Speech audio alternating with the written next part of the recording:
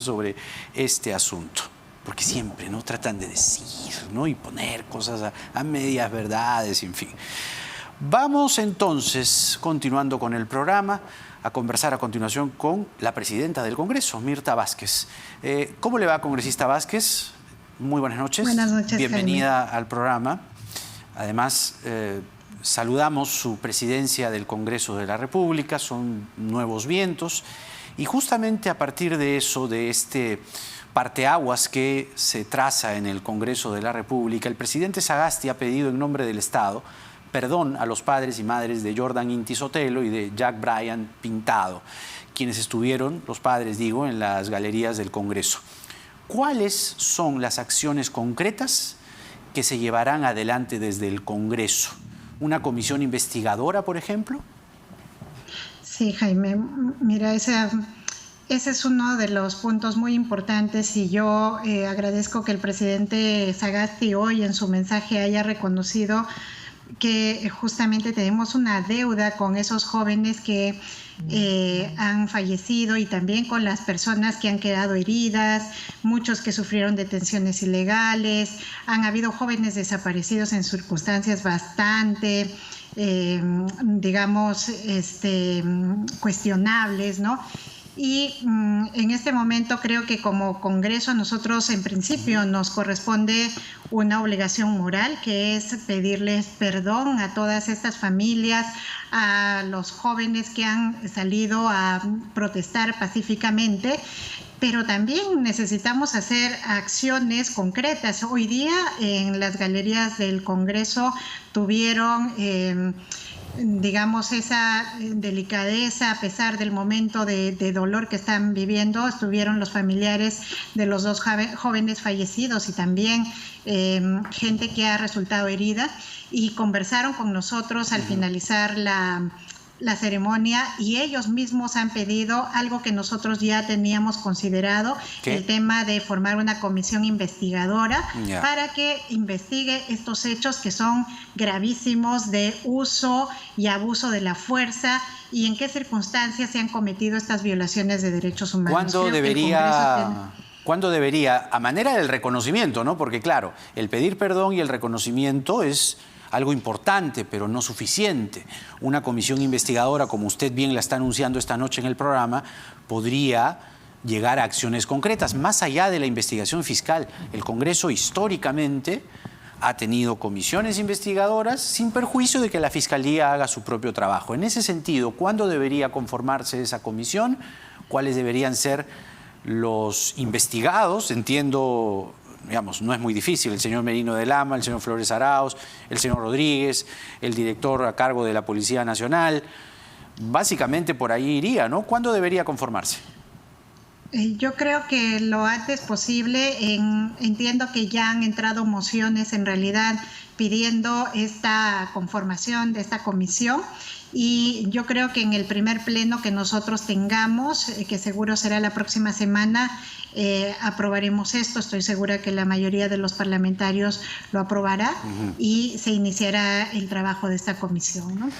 ¿Cuál es su lectura de lo que le espera? Con esto no quiero vaticinar malos augurios, pero ciertamente no va a ser tarea fácil conducir desde la mesa directiva a un grueso de congresistas, 105 para ser exactos, que no todos, pero quizá una buena parte, se queden con la sangre en el ojo y pretendan, no sé si desestabilizar, no creo que puedan llegar a tanto, aunque siempre se ha dicho en estos meses que en este Congreso nunca se sabe, ¿no? Debe haber usted escuchado esa expresión.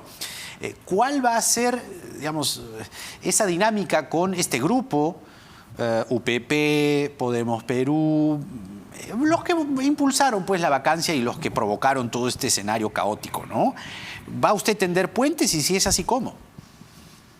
Sí, bueno, yo creo que después de este momento de crisis aguda, felizmente muchos de los partidos políticos que también estuvieron en una dinámica de confrontación constante han entendido, yo creo, claramente el mensaje de la población. Y lo importante ha sido que han reaccionado, ¿no? Por ejemplo, esta elección que hemos tenido ahora ha sido producto de un consenso y hay que reconocerlo. La mayoría de partidos políticos, después de escuchar, digamos, a la calle, ha sido todo un proceso también, pero finalmente han reconocido que ellos no pueden tomar decisiones por fuera de lo que la población está pidiendo. Y eso ha generado, yo creo que un bloque amplio que no había antes de gente y bancadas que sí quieren estar en esta lógica de llegar a mayores acuerdos, ¿no? Hay todavía ciertas bancadas que creo que tienen algunas resistencias, es propio también de la democracia, pero creo que vamos a hacer todos los esfuerzos. Desde mi rol, yo sí pienso hacer todos los esfuerzos de acercamiento. Creo que hay que tratar de entendernos y por algún lado nosotros tenemos que encontrar algún punto de consenso, ¿no? Y yo creo que hay que hacer esos esfuerzos por el bien del país. No podemos mantener esta confrontación constante. ¿Cuál va a ser la actitud de su mesa directiva? Evidentemente recogiendo proyectos, haciendo consensos, que es como finalmente se hace la política, evidentemente nunca de espaldas a la población, sino precisamente recogiendo lo que la población desea, aspira y necesita, llevarlo al terreno parlamentario, hacer la discusión debida, llegar, repito, a consensos y aprobar leyes, que más o menos de eso se trata la dinámica, sobre todo la dinámica legislativa. El señor Merino de Lama, ¿cuál va a ser la actitud de su mesa frente al señor Merino de Lama? Porque, a ver, está investigado, ¿no?, por los lamentables hechos que terminaron o acabaron con la vida de Inti y de Brian. Y usted me habla de esta comisión investigadora. ¿Puede ser un camino el desafuero del señor Merino de Lama? ¿Lo ha evaluado usted? A ver, en este momento yo creo que hay investigaciones penales que van a seguir su curso respecto a las responsabilidades que él tenga. Él sigue siendo un parlamentario y en esa medida dentro del Parlamento tenemos una serie de mecanismos que se pueden activar para hacer investigaciones respecto a responsabilidades de algún parlamentario. Y creo que ahí seguro van a impulsarse algunas. Y lo pertinente será que nosotros apoyemos cualquier tipo de investigación que se pueda abrir. Si es que se conforma una comisión, creo que la mesa directiva va a respetar y va a garantizar que esta comisión haga su trabajo de la manera más objetiva, más correcta posible. Él es un colega, efectivamente, pero creo que ahora necesitamos dar muestras de que no hay ningún tipo de encubrimiento y que si hay responsabilidades, pues tendrán que responder los parlamentarios que están comprometidos. Pero con es ello, algo ¿no?, que no se podría descartar, me refiero al desafuero. Si las investigaciones van en un camino en el que el señor Merino de Lama pudo, y digo pudo, haber sido como, digamos, presidente en ejercicio o de facto, haber dado órdenes para que la policía reprima severamente a la juventud que salió a marchar, para que la policía lleve a cabo, implemente una estrategia, porque la policía actúa así, ¿no? Esto sin perjuicio de las responsabilidades de los comandantes generales o de los oficiales, pero la policía actúa por lo que le dice el responsable político. Y el miércoles 9, 10, 11 de noviembre, hace exactamente casi 7 días, 6, el periodista Gustavo Gorriti en IDL Reporteros publicó una conversación entre el señor Gentile, que todavía estaba allí recién vacado, ¿no?, junto a Vizcarra, donde Merino de Lama le decía, oiga, reprime. Entonces, ¿no se descarta el desafuero? No se descarta, de ninguna manera se descarta, todo depende de cómo avancen las investigaciones y creo que hay varias sanciones que tienen que ver o con la suspensión o con el desafuero, que son posibilidades que se pueden dar, ¿no? La agenda legislativa, yo diría básica no por poca cosa o por simple, sino Básica porque primero quedan 8 meses de trabajo, 7 en el caso del legislativo, y estamos corriendo contra el tiempo. Y digo estamos como país, porque en el paréntesis del señor Merino se paró la pandemia, se paró el Ministerio de Economía, se paró todo. Todo quedó en pausa y las calles salieron a marchar. ¿Cuál debería ser, o en todo caso, recoge usted la agenda que el señor Sagasti hoy en su discurso planteó al país? Yo creo que varios de los puntos que el presidente Sagasti hoy día ha expresado son parte de las urgencias que tiene este país, no solamente porque estamos en una época de transición y tenemos pocos meses, 8 meses, sino porque estamos en un contexto de crisis y de pandemia. Entonces, a raíz de esos dos factores tenemos que priorizar cuáles son los mínimos efectivamente que tenemos que abordar. Y ahí estamos de acuerdo con varias agrupaciones políticas con las que hemos ido conversando, de que hay cosas ineludibles que hay que resolver. Los temas de salud, por ejemplo, que hay varios dictámenes pendientes que ayudarían a mejorar no solamente el sistema de salud de cara a la pandemia, sino que tenemos un sistema colapsado y algunas cosas tenemos que avanzar. Tenemos el tema de la reforma de pensiones, Jaime, que es un tema que es urgentísimo que se pueda ver y que se ha quedado pendiente. Tenemos una comisión dentro del Congreso que tiene que proponer una propuesta ya sobre el sistema de reforma de pensiones que tanto urge para este país. Luego el tema de los programas sociales de cara a resolver la urgencia que tenemos ahora. La población en realidad está con un problema de cómo soluciona la crisis económica, y ahí hay varios temas con los programas sociales que hay que impulsar y que hay que abordar para que la gente pues pueda tener mínimamente recursos para sobrevivir en esta etapa.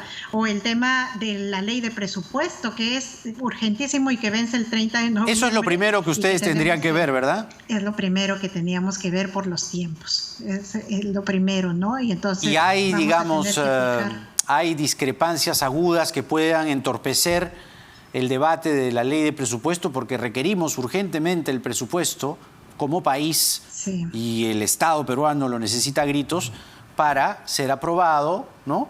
Y finalmente tener presupuesto para el 2021. Exactamente, es un tema que yo creo que siempre va a generar sus discrepancias, ¿no? Pero que vamos a hacer todo el esfuerzo. De hecho, ahora estábamos conversando en que hay que priorizar este tema y si es posible tener sesiones de pleno continuadas para poder cumplir con el plazo. Tenemos que entregar esto antes del 30 de noviembre, porque si no el país no se puede quedar, digamos, sin el presupuesto definido, y entonces ahí vamos a poner todos los esfuerzos. Seguro que será uno de los primeros temas que hay que abordar. La calle. Todo esto ha sido, o buena parte de todo esto ha sido protagonizado por la calle. La calle tiene demandas muy concretas, las tenía, y la calle se levanta no por el señor Vizcarra, eso hay que dejarlo muy claro. La calle se levanta porque se percibe esto como una mala utilización del poder, como una forma grosera de haber utilizado los mecanismos constitucionales, las instituciones, para hacerse del poder de la forma en la que se hizo el señor Merino de Lama. Hasta ahí creo que estamos de acuerdo. Y los hechos lo dicen. Es decir, los hechos respaldan esta afirmación, lo que ha pasado. Pero, ¿qué mensaje le daría usted a la calle hoy? Porque todavía hoy hay gente en la calle que está demandando cosas que probablemente en el tiempo que tiene su mesa directiva y el señor Sagasti no se puedan realizar, como por ejemplo cambios ahora en la Constitución. ¿No es mejor reconducir eso con calma? Es decir, nadie dice que no se va a discutir eso, sino que sea parte de una discusión en la campaña, que es donde se tiene que justamente generar un voto informado para a partir de ahí el próximo Congreso sea el que discuta esa posibilidad. Yo creo que lo que ha pasado en la calle nos ha dejado mensajes muy claros y hay cosas que podemos hacer, sí, en este periodo a corto plazo, digamos, cosas fundamentales, y hay cosas que seguro no vamos a poder resolverlo, pero que tenemos que dejar planteada la necesidad.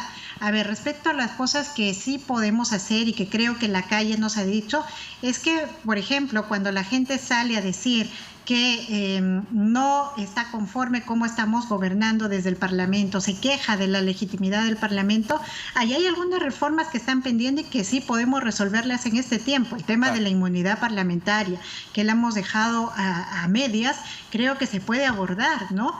Y podríamos resolver un tema que realmente a la población le sigue preocupando y que es un tema fundamental para retornar legitimidad para el legislativo.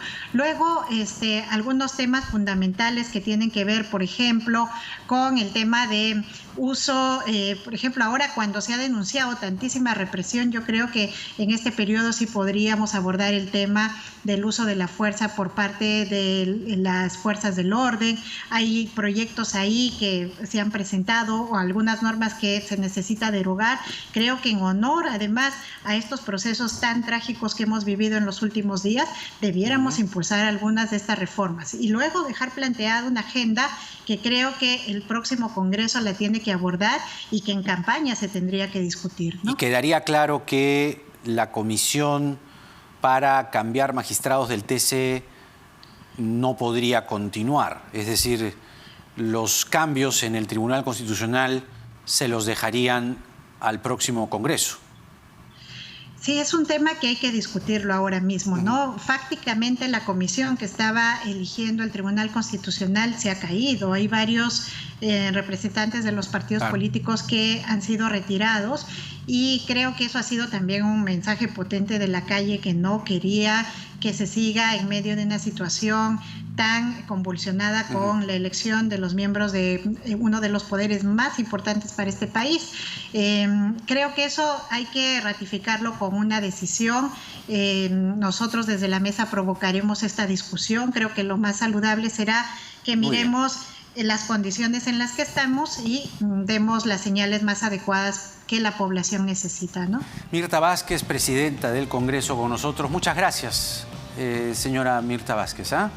Le agradecemos mucho por esta entrevista como presidenta del Congreso. Toca la pausa, pero ahora vamos a ver la cuestión fiscal respecto a el abuso, el exceso y la tragedia que terminó siendo la estrategia policial contra las marchas, porque nada está dicho.